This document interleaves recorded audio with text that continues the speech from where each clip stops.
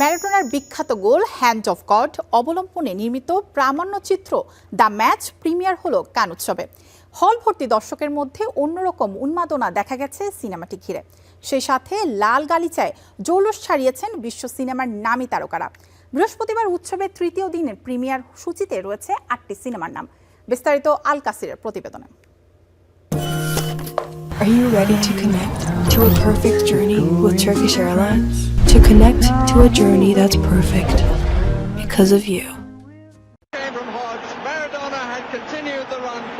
সেই ঐতিহাসিক ম্যাচের 40 বছর পর একই কাহিনী ফিরে এলো ৭৯তম কান চলচ্চিত্র উৎসবের পর্দায়। দ্য ম্যাচ নামের এই প্রামাণ্যচিত্রটি উৎসবের প্রথম দিন থেকেই রয়েছে আলোচনায়। বলা যায় এবারের বিশ্বকাপ আসর সামনে রেখে কানে গুরুত্বপূর্ণ জায়গা করে নিয়েছে football. Hopefully someone can give me one to attend to the film, and yeah, I'm a Maradona fan of football, and this is a great match in the history of football, so I'd like to watch the movie. বুধবার কানের সালে দুবুসিতে premier হয় আলোচিত এই নির্মাণের। হল ভর্তি দর্শকের মধ্যে অন্যরকম উন্মাদনা দেখা গেছে সিনেমাটি নিয়ে। এবারের কানের মূল প্রতিযোগিতা বিভাগে জায়গা পেয়েছে 22টি সিনেমা।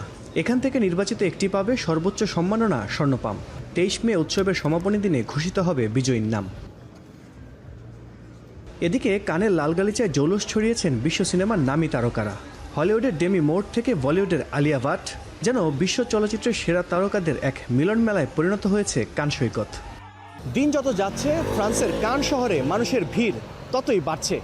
এই ভিড় আসলে প্রমাণ করে সিনেমার প্রতি মানুষের ভালোবাসা আর উৎসবের প্রতি সিনেমা প্রেমীদের আগ্রহ। এবারের উৎসব আগের বারের চেয়ে বেশ জমজমাট হবে এমনটাই আশা করছেন কর্তৃপক্ষরা। ফ্রান্সের কান শহর থেকে আল কাসির, স্টার নিউজ।